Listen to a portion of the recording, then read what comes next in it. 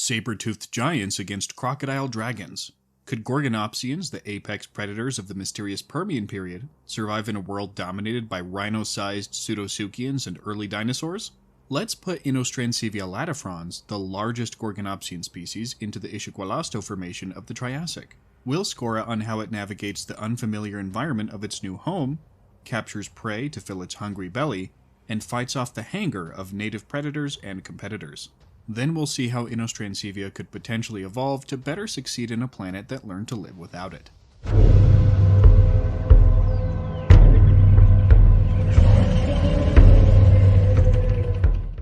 Inostrancevia latifrons was described by Russian paleontologist Pavel Pravoslavev in 1927, and was immediately recognized as a formidable predator thanks to its large size and fearsome dentition. Early analysis correctly identified it as a therapsid, a type of synapsid that includes modern mammals. As a gorgonopsid, Inostrancevia wasn't among the ancestors of today's mammals, but is more like a great uncle.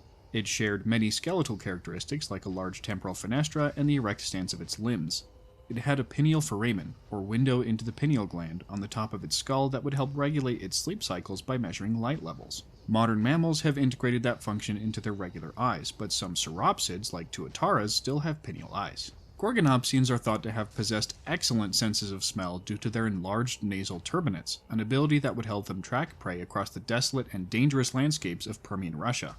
Once they found a victim, they could grab them with their incisors and cause severe cutting damage with their large saber teeth. Their bites couldn't crush bone, but it could pierce flesh rather easily, good enough to hunt the cow-sized pariasaurs that dotted the area. Inostrancevia relatively upright stance allowed for swift movement, faster than the Scutosaurus it hunted, and during times of rich resources it grew extremely quickly. Gorgonopsians had stop-start or discontinuous growth, typically maturing fully later in life. Evidence suggests that mammalian endothermy, as we experience it today, didn't develop until the late Triassic, 50 million years after Inostrancevia went extinct. But multiple studies indicate that Gorgonopsians were probably tachymetabolic endotherms, meaning that they maintained a high metabolic rate through internal processes. They had a high activity rate with a high cost, meaning they needed to be constantly eating. Home. The Ischigualasto Formation experienced significant changes in climate and plant coverage throughout its 6 million year history. Following the Carnian pluvial event, which was a million years of high global precipitation, the Ischigualasto was warm and humid with a high degree of forestation. Later, it became drier and cooler, with meandering rivers wiping across the surface of the ground, and eventually reverted back to a forested, fairly warm humid climate. Plant fossils from the area include herbaceous plants and large trees, fossilized in a manner that indicates large-scale floods. We can compare that to Inostrancevia native Saber-toothed Formation, which was an arid, seasonally flooded flatland based on extremes. It was dry for a large portion of the year and then dangerously flooded for the other, meaning that our Gorgonopsian friend would be quite familiar with a rapidly changing landscape. The warm, wet forest that the Ischigualasto represents for most of its history would be a welcome change from the apocalyptic vibes of Permian Russia, especially considering the high density of large vertebrate life that was present as a result. We give Inostrancevia a 10 out of 10 for home. No real obstacles are here in terms of environmental composition. It's actually a significant improvement over where Inostrancevia usually spent its time. Hunger. Inostrancevia was used to hunting pariasaurs like Scutosaurus, armored, superficially turtle-like reptiles with low, squat bodies and big helmeted skulls. Scutosaurus was big, at up to 1,100 kilograms or 2,400 pounds, but so was Inostrancevia latifrons. The biggest specimen of our saber-toothed friend reached up to 650 kilograms, comparable to a large bear but with much larger teeth. What are its meal options in this brand new world? The first animal that is likely to form a significant bulk of Inostrancevia diet is the extremely common rhynchosaur Hyperodapodon. About 1.5 meters long, this squat-beaked herbivore is known to have a high population density in the formation, and it would have been slower than Inostrancevia. Those factors make it a perfect target. Even early dinosaurs wouldn't have been immune to the much more ancient Gorgonopsians' attacks. Small carnivorous theropods like Antiavis and Eodromius were only cat-sized, not nearly large enough to challenge Inostrancevia, and their only hope would be to run away. If they were caught, they'd be eaten without a second thought. A similar fate could befall the sauropodomorphs of the Ischigualasto Formation, who were still tiny and similar superficially to theropods. Animals like Chromogesaurus, Eoraptor, and Panphagia may have been omnivorous, fast runners, a far cry from the 10-ton giants that would grace the continent later in the Triassic. Given their small size and high speed, early dinosaurs likely wouldn't prove tempting targets for a bear-sized Gorgonopsian.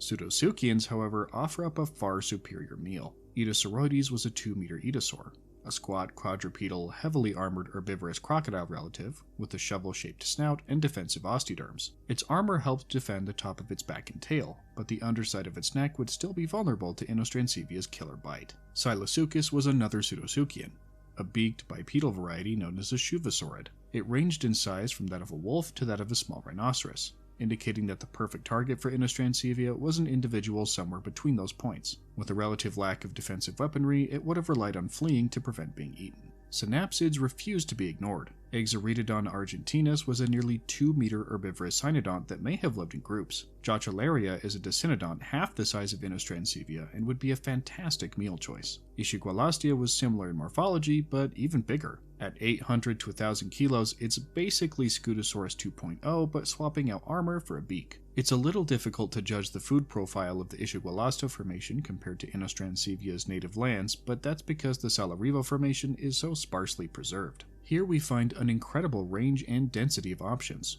ranging from rhynchosaurs to pseudosuchians to dicynodonts, the majority of which are right in Inostrancevia preferred size category for prey. What's more is that most of them are less heavily armored than what it typically hunted, giving the Gorgonopsid a 10 out of 10 for hunger.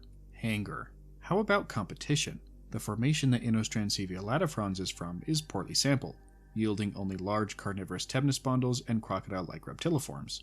But other Inostrancevia sites show that it coexisted with Biarmasuchians, Therocephalians, and predatory archosaurs. It was certainly capable of dealing with other large carnivorous quadrupeds, although it was still easily the biggest in its own formation. In the Triassic, predators have changed the game with bipedality. Dinosaurs like the carnivorous Herrerasaurus walk on 2 erect legs and have unidirectional breathing, making them not only fast, but giving them ridiculous stamina compared to synapsids of similar body size. Their bite is their main weapon, but they can also use their hand claws to manipulate prey during capture or feeding. Herrerasaurus isn't as big as Inostrancevia, at about 350 kilos, but that's still large enough to be a potential threat for smaller individuals.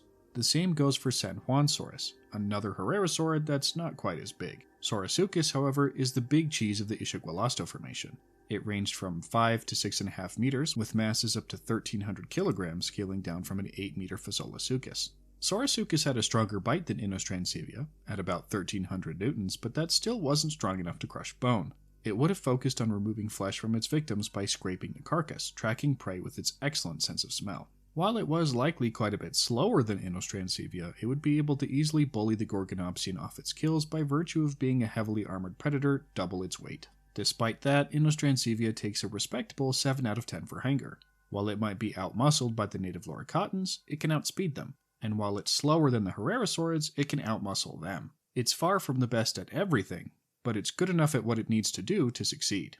This gives our saber-toothed friend an actually really good 9 out of 10 Thrive or Eat in a Life score, one of the best in the series' multi-year history. Inostrancevia is a formidable predator with an active metabolism and efficient stance, and the environment of the Ischigualasto Formation produced an incredible amount of perfectly sized prey. It's able to hold its own against the native predators and find its own niche as a fast, large sub-apex, only playing second fiddle to the giant Saurosuchus. Now that we know Inostrancevia would thrive, how might it and other animals in the environment evolve to compete further with one another? Inostrancevia develops into a hunter that specializes in a resource very few natives were likely exploiting, the bipedal giant Silosuchus. This pseudosuchian reached over 2 tons and had its vulnerable neck high above the ground, making it less than ideal prey even for the quadrupedal Saurosuchus. This new Gorgonopsian species, Machairosanguis suffocare, takes advantage of that opening. It has longer limbs than its ancestors and a much stronger bite, giving it serious jumping and grappling power. The choking blood saber approaches large Silosuchus individuals from the side and leaps up, seizing the neck with its powerful incisors and sabers and holding on, suffocating its victim with the blood flow from the wound. It's like a gigantic pit bull, using the power of its jaws to wrestle giants into submission. That's not the only direction Inostrancevia goes. Castrophonius meganathus, or the huge-jawed castle murderer, is the descendant of Gorgonopsians that became specialized in taking down the heavily armored Inosaurs. Bulkier and more muscular than its ancestors, Castrophonius convergently resembles the Rubigian Gorgonopsids of South Africa. Its bite of 8,000 newtons is typically sufficient to crush through the neck armor of Inosaurs and kill them in 1 or 2 bites, and they supplement their diet of flesh by crunching through the bones of their victims to gain extra calcium and phosphate. That mineral intake fuels the development of exaggerated bone display structures on their skulls used to impress mates. Inosaurs didn't take this lying down, however. Meet Vindictarch's Gigas, the gigantic avenging fortress. It took the same route that much later nodosaur dinosaurs like Spicamelus and Priconodon would: get spiky and get big. Vindictarch's is the largest Inosaur known at 9 meters long and 8 tons, so its size alone is already formidable defense. But its adaptations don't stop there. The arms race Inosaurs had against Castrophonius selected for individuals with defensive osteoderms in addition to large size. Vindictarchs have large, outward-facing spikes perfect for repelling predators, and they grow in multiple directions. This array of weaponized bone shields allows them the peace of mind to forage for vegetation and ignore the possibilities of attack. If Castrophonius and Saurosuchus are the apex predators of this new formation, then Vindictarchs is the apex herbivore. Do you think Inostrancevia deserved its high score, or would it have performed worse than how I depicted here? How else could it have evolved to suit its new environment and neighbors? If you like the Triassic period like I do, especially the crazy pseudosuchians that ruled it for millions of years, you can check out the deep dive into pseudosuchian evolution and success. I'm the Vividen, and I'll see you the next time I use absurdly advanced Tyrant Prime tech to create environmentally irresponsible scenarios.